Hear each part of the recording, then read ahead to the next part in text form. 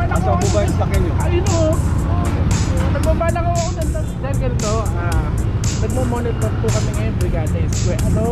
Opening ho ng klase ako. Supervisor po ako ng DepEd. At nadarin tayo pang Bakit sir? May motor pa naman sir. yun nga, ang motor ko nandun ho sa DO. Division Office. Kaya kakilalaw ako nito. Kaya nga sir, hindi ko na nga po mapapatanggal yan.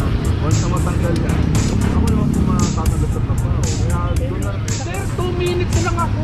2 minutes sir, nakaparada ka yan, 2 minutes. Oo. Kalokolo sinasabi mo sir. Ano, sir? Di ba ka nanibala sa 2 minutes?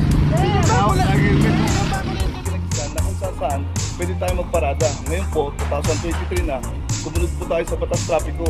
Huwag po tayo maging pasaway. Yun lang po, salamat.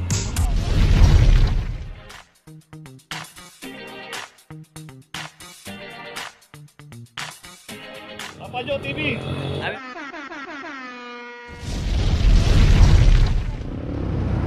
Hindi na ba ako naging damit ko? Leader po, ayun o, team leader po. Nagbabalak Asa po ba yung sakyan nyo? Ayun o. Nagbabalak ako ng damit. Wala naman tayo problema kung mababakan tayo. Kaso lang, sakyan mo, anak sendit po, kaya anak lang tayo.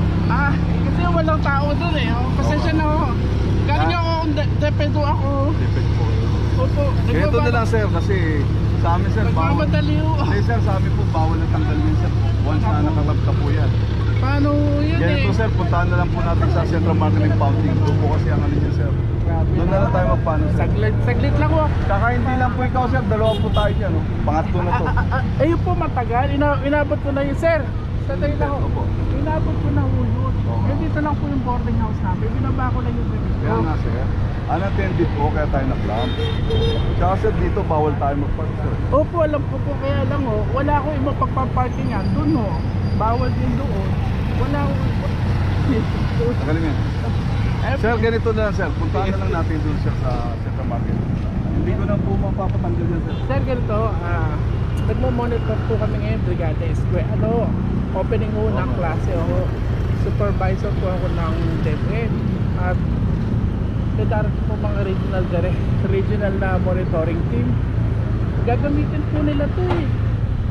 Kaya nga sir, ang ano ko po sa inyo, puntahan natin sa opisina sir. Magpakilala na lang po tayo doon sir. Paano ko pupunta? Wala ho ako Sir, yung pwede naman po tayo mag-commute sir. May motor ka naman sir. Yun nga, ang motor ko nandun ho sa DO, Division Office. Kaya kakilala ho ako nito. Kaya nga sir, hindi ko na nga po mapapatanggal yan. Once na matanggal yan, ako naman po matatanggap sa trabaho. Kaya doon na lang. Nakikiusap po ako, sir. Kaya nga, Wala sir. na, late na talaga. Kaya nga sir, pinapaliwanag ko nga sa inyo. Puntahan nyo lang sa office. Doon na lang tayo Paano ako sir. makakapunta? Sir, mag-commute tayo sir. Sige po sir ha. Sir, baka naman pwede. Okay. Sarili lang po ako dito sa sir. Sa Central Market po. Okay, dito pa rin tayo sa Figueras sa tapat ng Our Lady of the Reto. Ito isang Honda HR, iba rin ang naklam dito. At ito meron na rin naklam number 2340. Ito nasa bay din si ate. Ilang minuto, 2 minuto lang ako. Kaya ang unang tsaka isa pa sir, wala tayong... Di ba sir kapag 15 minutes? Sir, kaya nga sir, wala tayong oras sa clamping sir. Puntahan na lang 5 po natin. minutes so alam ko nakaano yun. Kaya nga sir, wala nga tayong oras sa 5 clamping minutes sir. so yun. Wala Alam tayong ko. oras sa clamping sir, wala po tayong oras. Nasa bawal po tayo. Sir, 2 minutes lang ako. 2 minutes sir, nakaparada ka yan, 2 minutes. Oo. Kalokolo sinasabi mo sir. Ano, sir? Di ba ka nanibala sa 2 minutes? Binaba ko na yung damit ko, sir. Oh. Nagdamit lang ako, nagbihis lang ako. Ano sa opisina sir, doon lang kayo magano sa opisina. Okay, dito pa tayo. 2 minutes, 2 minutes. Opo, pwede po. May nakamotor dyan para magtanggal. Ngayon na yun tayo.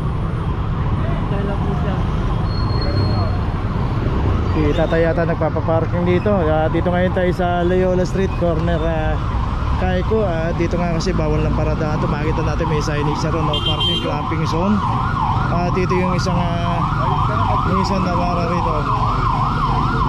23, 24.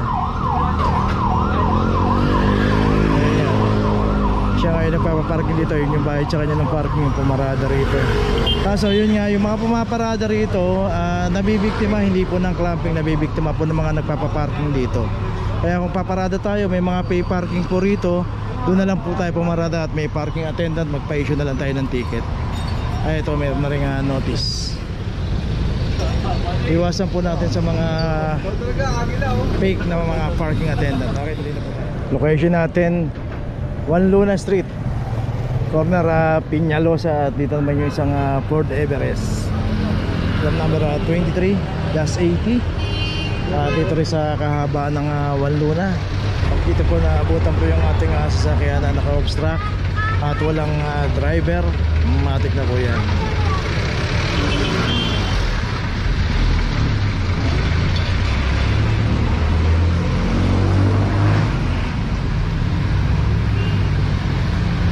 Okay, ito may notice na. Okay, tuloy na po tayo. Location natin CM Recto, corner Quezon Boulevard. At dito naman isang Toyota Hiace. At ito wala ring driver. Dito pumarada sa kahabaan ng CM Recto Avenue, 2350. Dito po random po yan kung sino po yung aabutan dito at walang driver. Matik na po yan. Ayun, dumating si kuya yung driver, pero lalo pa ma'am, pag nakaklap na po yan,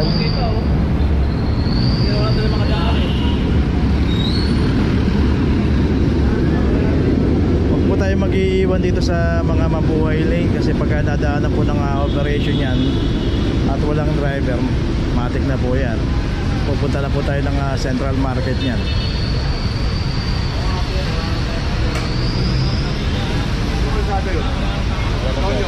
Sir, may binili lang po ako dito sa kabila. Ang sabi ko lang, may binili lang po ako sa kabila. Ako, bawal tayo dito sir mag-iwan ako. May binili lang ako sa kabila. Sir, ito sa kampanya. Ayun na lang po sir, nakapakasapan nyo lang dito. Bawal tayo mag-iwan dito sir. Sir, malususpindi pa ako na sir. Mabuhay ko sir eh. Saglit lang naman sir, may binili lang po ako sa kabila. Sabihin ko lang po sir. Hindi alam ng operation sir, nasaglit pa lang. Tahanan natin, walang tao to. Big lang yan.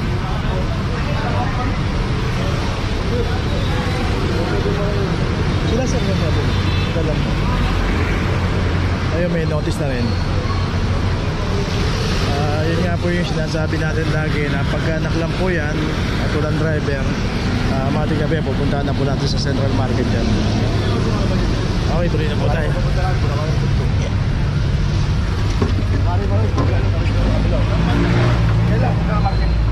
Sino po pwedeng kontakin doon, sir? Sabi po si Sir Boot. Sir Boot. Saan po banda mo punta? Central Market. Sabi po lagi sa akin. Magkano yun, sir? 900 po yan.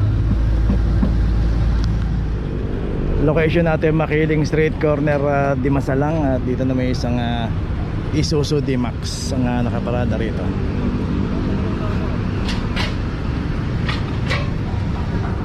$23.14. Dito rin sa kahabaan ng Makiling Street.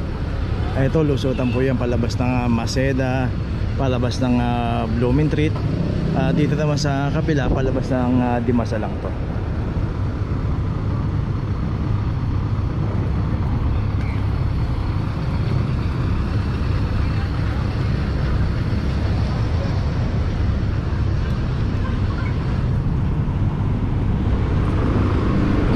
Ito, meron ng notice. So yung isang adventure rin, bumili lang si kuya ng pandesal. Ayun, pasahin na rin.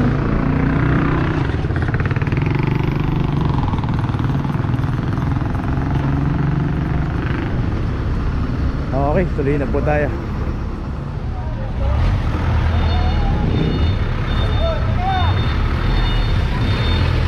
Okay, dito ngayon tayo sa Loyola Street, corner Arpapa.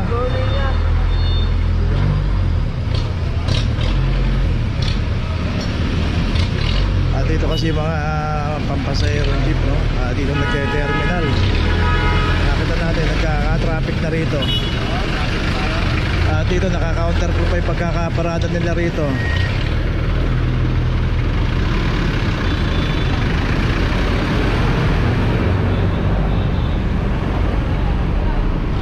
Dito naman kasi bawal naman talagang pumarada rito. Ito rin kasi mga driver ng jeep dito, matitigas din ang ulo, pilit pa nagte-terminal dito kasi dito sila umiikot eh. Kala nga marami na sila rito kasi naiipon. At itong jeep may clamp na 0024. Ano yung nagsusulat?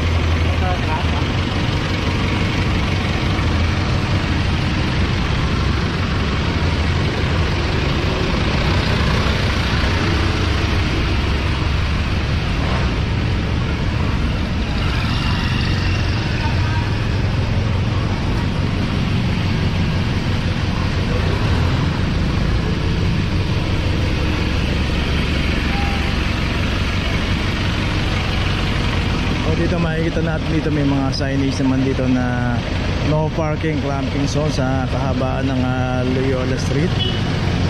Dito nga mabuhay lane po ito.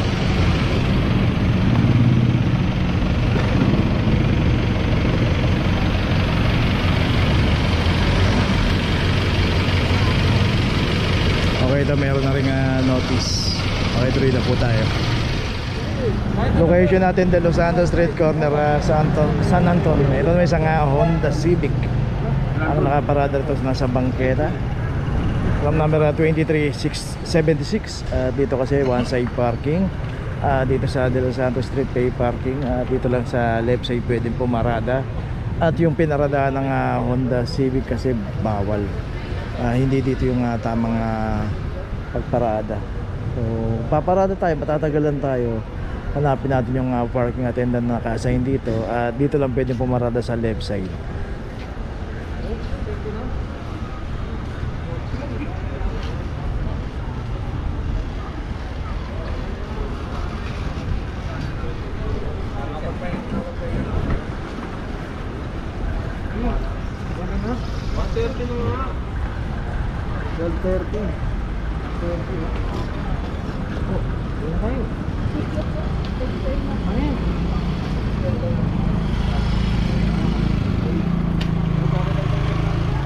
Okay, ito meron na rin notice.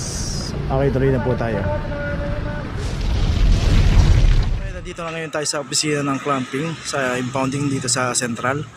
Dito na po nagtatapos ang ating vlog. Maraming salamat po sa mga subscriber, sa mga viewers, sa mga napadaan po sa ating channel. Maraming salamat po sa mga suporta nyo. Sa mga hindi pa po nakakapag-subscribe, subscribe na po tayo mga kabayan. Maraming salamat po. Mabuhay!